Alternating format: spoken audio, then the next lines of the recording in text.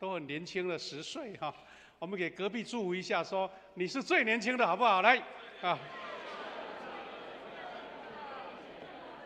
年轻就表示有活力了哈，不是年纪的而已啊。因为我们每一个人在主面前都一样的热情哈。我们要来分享主话语之前，我们先来做祷告。亲爱的天父上帝，感谢你，做你的儿女是何等的幸福，因为我们知道有你可以倚靠。当我们软弱的时候，我们求你帮助；当我们走错路的时候，主会带领我们走回正途；当我们有需要的时候，主你无条件的供应。主啊，让我们随时知道有你的同在是最大的祝福，因为我们在你里面得到真正的平安。我们要通过你的话语来得着学习，得着造就。求你圣灵亲自启示我们，祷告奉耶稣基督的圣名，阿们。弟兄姐妹啊，我们虽然是这个5·1劳动节的连假啦，虽然不是每一个人都绝对放假，不过算是也是一个小连假哈啊，难得大家今天呢，我们第2堂礼拜，弟兄姐妹大家都不缺席，一起来分享主的话语，一起来敬拜。今天这个主题哈，我们是用大家非常熟悉的一段经文，就是主耶稣所讲的比喻，我是真葡萄树。那要跟大家分享几个跟我们生命、跟我们信仰非常有关的课题。等一下我们会经文再做复习哈。那我们跟主耶稣的关系，在这段经文里面，主耶稣跟我们说，我是葡萄树，你们是枝子。看起来这是一个非常平常或是我们非常浅显的一个比喻，但是耶稣讲这个比喻的时候，是一个非常重要的时刻。为什么呢？因为主耶稣用葡萄树跟枝子的比喻，是不是平常在讲故事？是因为他在最后晚餐的时候跟门徒讲的。那最后晚餐，我们就回忆到几个礼拜前，我们不是在过这个受难周吗？在4月初的时候里面一个非常重要的点是，耶稣跟学生宣告说：“我要离开你们。”离开表示一种关系的断裂，对不对？离开表示这些学生要怎么去依靠，怎么样继续跟随呢？那是一个很大的课题。学生3年来应该说是形影不离啦，跟耶稣一同到旷野，一起吃东西，一起睡也在一起。所有的行程路程，等于就是我们早期的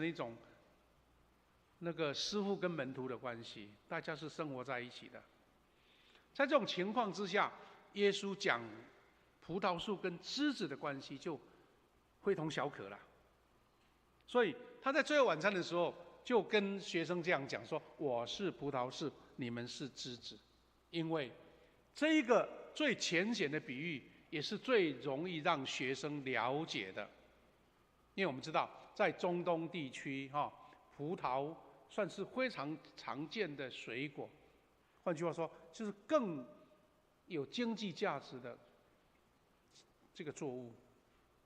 那我们现在都很了解葡萄不只是种葡萄那么的简单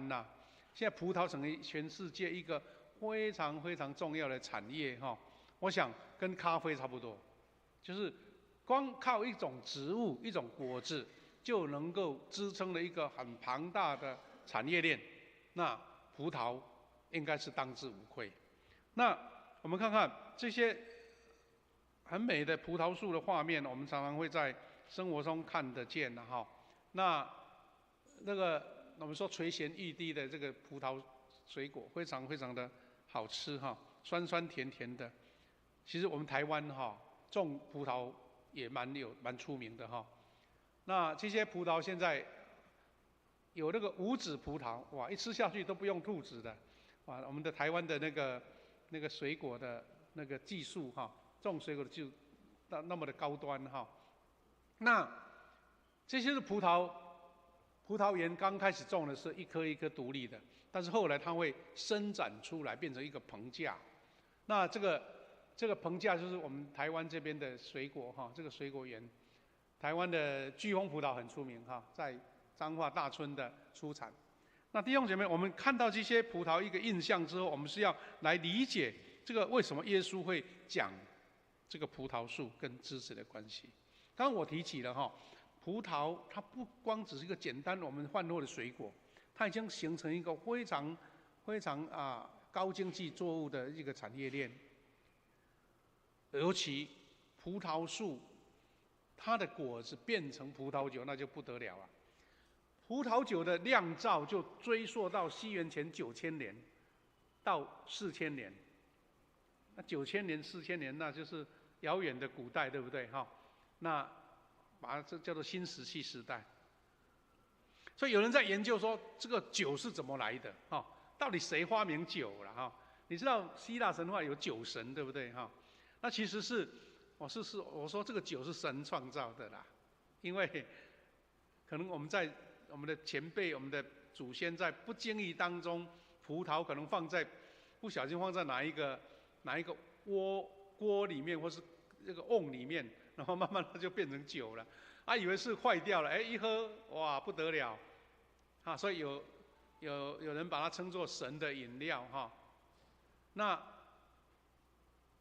到底是葡萄酒先发明还是啤酒不知道，就有人在研究这个课题了。换句话说，我要讲的是，耶稣用葡萄来做一个生活的比喻，有它很深的意义在，有意义在。那之前我在查资料说，那个葡萄酒它不只是我们有时候喜宴哦，喝一瓶几百块、1000块就很不得了。那个葡萄酒可以贵到比钻石还贵。现在有记录里面哦，全世界最贵的葡萄酒有在法国勃艮第那个地方出产的，它1945年的那一瓶哈，这拍卖价就55万美金哈，1716万，这个根本是比金子还贵了啦，还比金子还贵。那我只是说呈现说葡萄所产生的效应，你看多大，大概跟咖啡类似就是成为全世界。那这个是神给我们的，因为你不可能每一种东西都会变成这样子茶叶啦，这些都是。那这一瓶是全世界最贵的葡萄酒，所以耶稣讲这一些，让我们有很多很有趣的联想有趣的联想。你会不会想到说，耶稣行的第一个神迹在迦拿，对没有？行的神迹在婚宴的时候，你觉得耶稣把水变成酒，到底是什么酒很多人就想说，也许就是葡萄酒，就是葡萄酒。那总之，耶稣是用当地生活最容易接触到的东西，来讲出一个最宝贵的信息，尤其是跟生命有关的。那既然是生命，从生活最平常的地方就可以看见生命，但是它所产生的影响跟效应，那是无远弗届的那这个是画家用迦拿婚宴的图了当然没有那么堂皇，是后代的画家把它画出来的迦拿的婚宴应该是一个非常平常一个村庄里面一个家庭娶媳妇了好，那简单来讲，葡萄树跟枝子的关系，我们可以看几个特色。第一个是葡萄树跟枝子的延伸度长又广，生长形态很奇妙。我想台湾以前农家常看见的是什么？丝瓜，有没有？丝瓜棚哇，种一棵丝瓜，它可以连到整个。以前没有什么遮阳棚，就用那个当遮阳棚那葡萄树也类似这样子。那你会看见什么特性呢？就是说，竟然一棵葡萄树，它的枝子延伸那么远。重点在这里，它的养分、它的水分，而且它还在最远端的地方能够结果子。你看它的那个树枝跟连接的通度是多么的广这个是当然是植物的特色啦。我们台湾另外一种植物哈，是延展性很大的，就是榕树。榕树哈其实榕树很多种哎哈你知道高雄有一个地名叫做蕉情，有没有？蕉情鸟松其实鸟松就是其中榕树的一种。然后像小鸟它吃了榕树的这个籽然后随便乱放的话，它就开始长出来。我们在我们的故乡澎湖我们李教授也知道，在澎湖的白沙的一个通梁有一棵大榕树，竟然它可以把整个庙前面的柱子一直延伸，就是那一棵树成长出来。我相信说那棵树一定是在它的根那边有很丰富而且源源不缺的水源，才能够让那个那么干枯的地方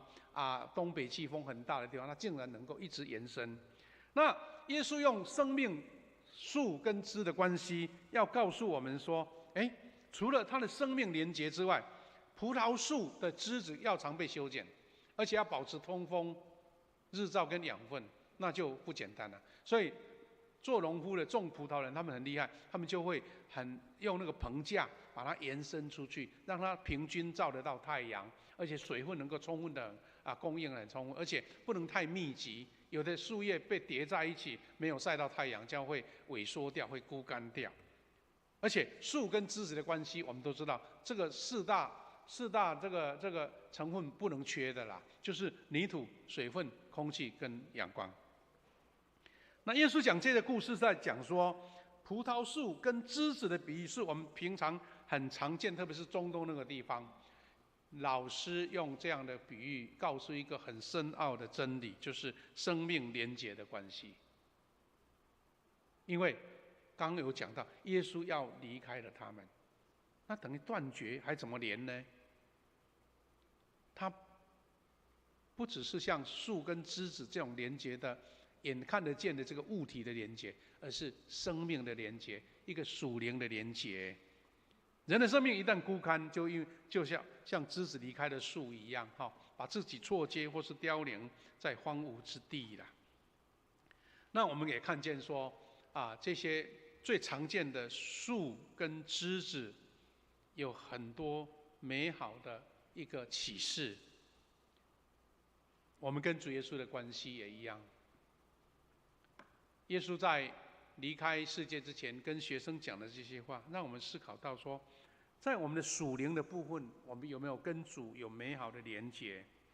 这连结是属于灵性的部分，比如说你的思考、你的心态、你的品格、你的人生观有没有跟主连结？耶稣在意的是这个，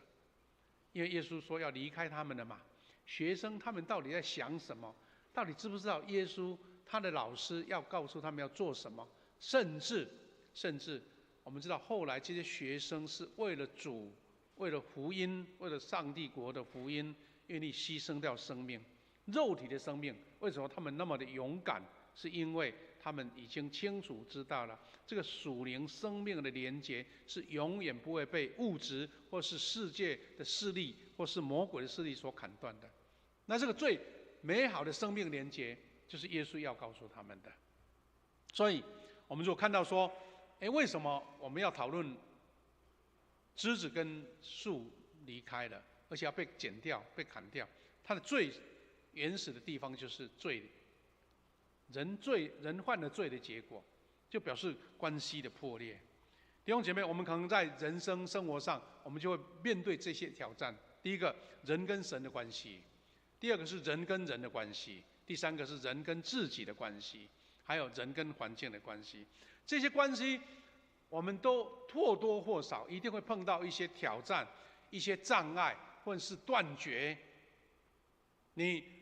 可能很好的朋友，因为某种关系、某种原因变成大家互不相往来。也许是另外人的讲了一句坏话、离间的话，就断绝了。你对他的信心产生断绝。你不要以为说我很小心眼，不是，是罪。魔鬼用最好的伎俩就是这样子。我们现在生活上常讲的，现在很多错误的讯息，对不对？网络很多错误的讯息，也是一种在离间我们人跟人互动跟信心的关系嘛。包括人跟自己，你会怀疑自己，你会觉得对自己没有信心，你会觉得我到底所做的对不对？弟兄姐妹，你陷入在这种艰难当中，你不要一直被它绑住，请你回到跟神的关系，因为这些关系只要跟神连结到了，那些困难就会被突破，那些艰难、那些罪就会被消除掉。所以我们会找到这个源头跟神的连结，很多问题就自然迎刃而解了。那弟兄姐妹，我们常常在看到自己微小软弱的自己，因为跟赏赐生命的主耶稣连结，我们就得到真正的能力。所以我们之前2个礼拜前，我们才在庆祝耶稣复活。请记得，耶稣说：“我要跟你们连结，不再只是学生跟老师天天生活在一起那一种物质的连结。”请记得，耶稣是因为他用十字架上来舍身呐，他在十字架上舍弃自己，就是为了要打破刚刚我们想那个罪的辖制，或是罪的砍断，他要用生命的血、生命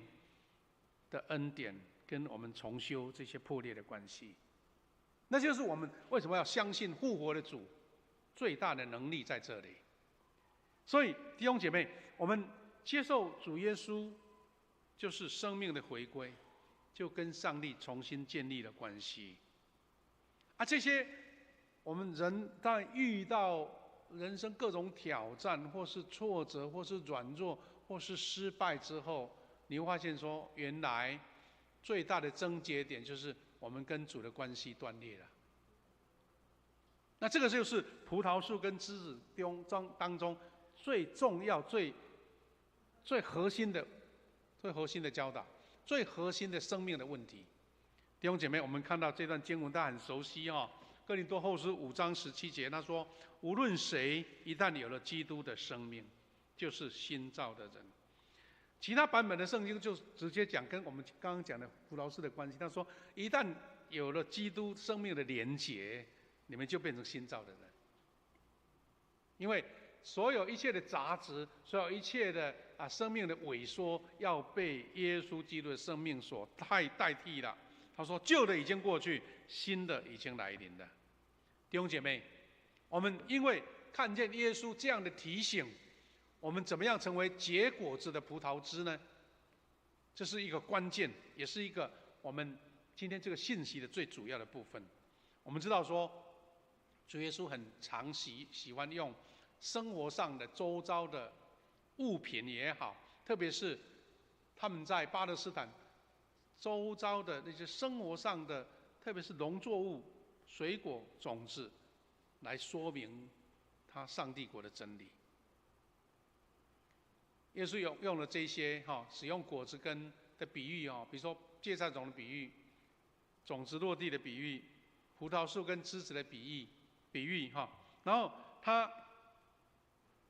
在这段经文里面有几个重点，就是说我们说亮点。第一个，主耶稣说：“我是葡萄树。”好，葡萄树就是一个生命体嘛但是他说上帝是园丁，所以上帝在管理这个园子。那管理园子的责任是什么？他总不能说把它种下去就让它自生自灭。一个好的园丁就是他要不结果实的枝子就剪掉，这是一个完全的舍弃第一段不结果的要剪掉，但是记得第二段很重要，他说能结果实的枝子他就修剪。那同样是剪了，一个是丢弃，一个是让它长得更好、更丰富，水果又甜又肥美。那这个就是我们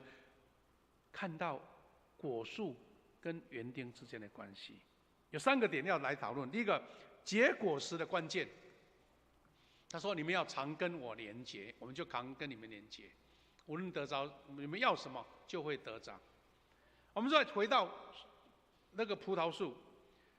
葡萄树它的枝子跟葡萄树连接，它的养分、阳光、水分、空气都完全的贯通的时候，它自然水果就长出来，对不对？刚刚我们看那些结实累累的葡萄啊，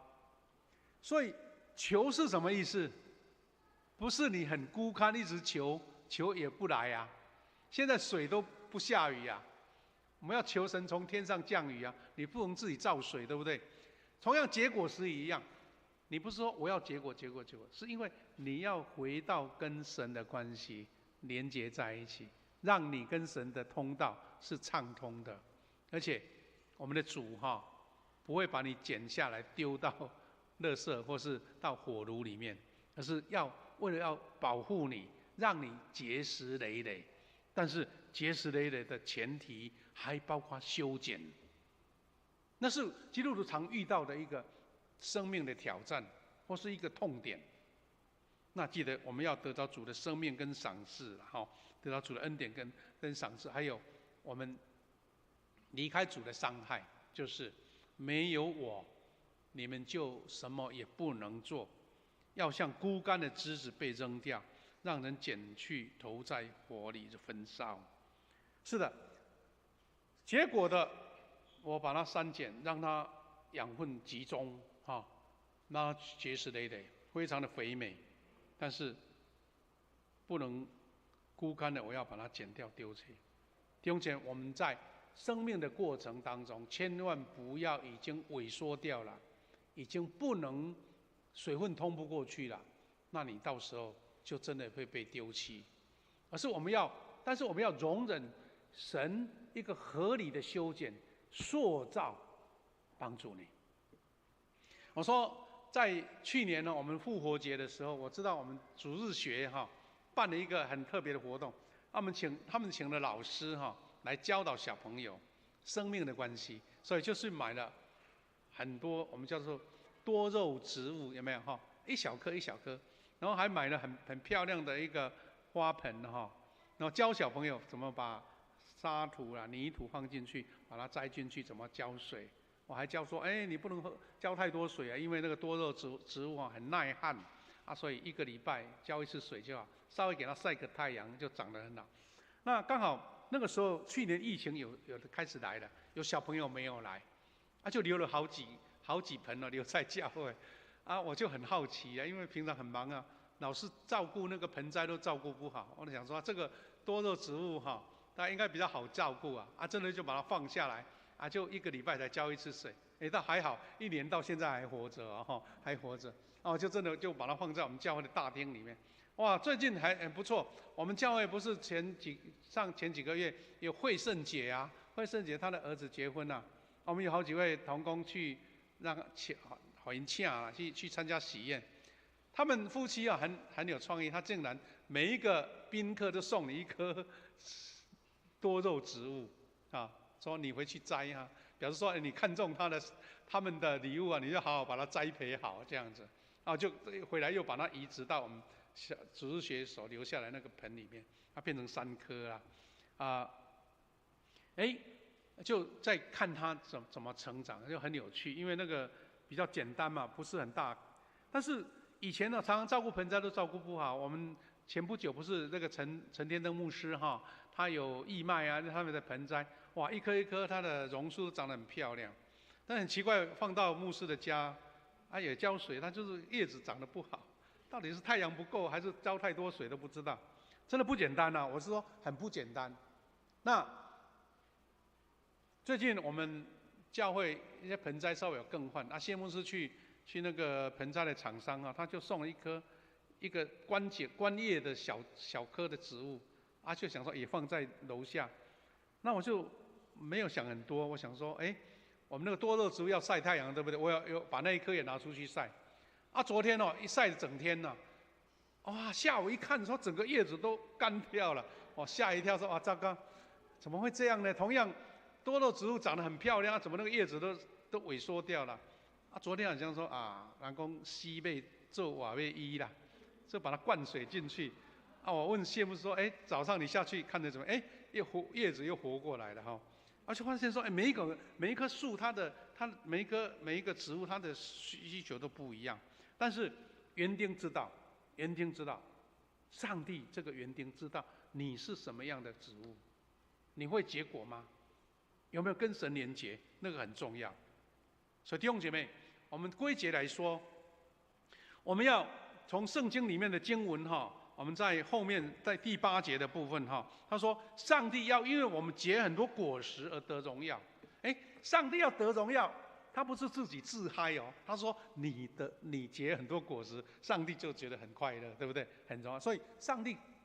爱你嘛，上帝很 care 你，上帝很在意你，所以你要结果实，才让上帝的心喜悦嘛。好，他说，而且是因为你有结果实，来证明你是他的门徒。你不能说我穿一件背心，说我是富强人，我是富强耶稣的门徒，挂了一大堆招牌没有用啊！你要结果子啊，结果子才是神所认定的，你是他的门徒啊。所以做主的门徒就是要结果子所以弟兄姐妹，我们有2个层次，我们一定要避免，不要枯干的枝子被神剪掉。但是当你要结果子的时候，也要忍受神的修剪，神的修剪。葡萄是要修剪才能结果实累累，我们生命也要被修剪。我就记起说我们如何跟生命之子来做连结就是借由圣灵的内住跟同在，借由圣灵的内住跟同在。因为刚刚也提到了，不是实际的葡萄树根枝，或是我讲那些盆栽它是要跟主耶稣连结，你要靠圣灵的同在。因为耶稣已经讲过，我离开你们不是断绝，而是圣灵成为一个有机体，成为跟你连结，跟主耶稣生命的连结，一个通道。圣灵所以我们强求圣灵的同在，求圣灵的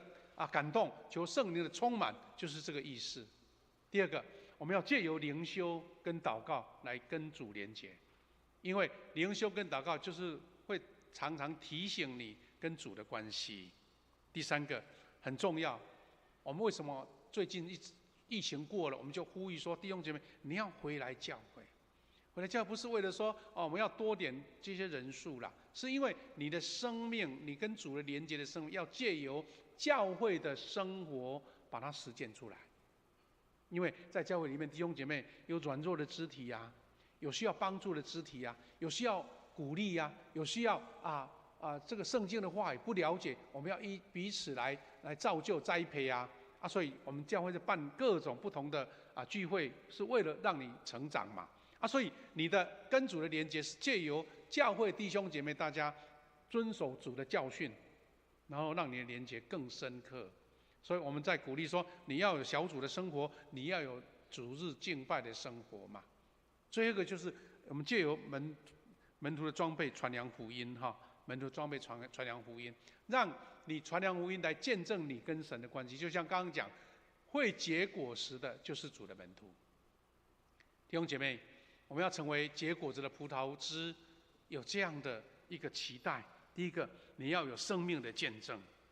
基督徒呢，常常口头说很好、很快、很会讲，但是如果没有实际的生活见证，你怎么样证明说神的那个树跟你的枝子有连接呢？因为长出来的好像不像这棵葡萄树本来是长的那个巨峰葡萄你长出来像酸酸的不好下口的葡萄，那就不对啦。所以我们要有生命的见证。你跟家人的关系，你的工作职场的关系你在平常为人处事的关系跟邻居相处，都是一个生命的见证。其实我们常常在讲说，基督徒要领人归主，最重要的是你有见证。你只要有生命见证，人家会觉得说，我很想要跟你一样那你带人家来教会就轻而易举了。第2个，我们说要结圣灵的果子。我们都知道在加拉太书有提到说圣灵的9果，有没有？那些都是在我们的生命的塑造跟成长当中，你成为结果子的葡萄枝。第3个是刚刚已经提过了，一个传福音领人归主的过程。因为你有结果，就是得了很多果子啊，很多灵魂的果子啊，得到很多灵魂，这是结果子的证明啊。还有一个就是，你怎么样见证你跟神的关系？是你在主里面为神服侍，为神摆上委身，因为这个最容易见证到。我们在座弟兄姐妹，有的人哦身价很高哎，你1个小时如果用钱来算，不知道多少钱呢？但是你愿意把时间献给神，你愿在礼拜天无偿的来到教会，是什么原因呢？是因为你得着神的恩典，你跟神的连结，得着这个生命的丰盛，胜过你物质上100倍、1000倍。而且你是建造一个在天国的祝福的恩典跟赏赐。所以弟兄姐妹，我们愿通过这个非常浅显的圣经的耶稣的比喻，来见证我们跟神之间美好的关系。接下来我们要准备来进行那个我们的医治祷告的时段。我们欢迎在楼上的、楼下的，你心中有一个感动说，是的，我无论是生活上的困难，或是工作上的困难，或是心灵上的软弱，你愿意在主面前得着神的医治。牧师要带领我们做一个回应的祷告之后，我们请祷告团、我们的敬拜团、我们的长老、我们的小组长预备心，要来为我们有需要的弟兄姐妹到前面来，一要同心来做祷告。我们先来做祷告。谢天父，我们感谢你，因为你满满的恩典，让我们看见你在我们当中所做奇妙的工。耶稣，你用真葡萄树与枝的关系，我们平常生活最常见的植物的成长，看到这样的美好的连结，结出结实累累的果子，让它成为生命中最美好的食物。主啊，我们在属灵生命也要这样子，藉由跟神连结、圣灵的同在，我们得到这种生命的充裕，让我们成为结果子的门徒。主啊，让每一位弟兄姐妹都领受这样的祝福，我们随时跟主有美好的关系。主，我们接下来要为有需要的弟兄姐妹祷告，无论是肉体的病痛、心灵的困难跟需要，或是整个生命当中的成长的挑战，我们就求神跟我们同在，愿我们的祷告蒙神来垂听，我们一起见证神同在的奇妙的力量。感谢赞美主，祷告奉耶稣基督的圣名，阿们。弟兄姐妹，我们请同工敬拜团带我们大家先唱一次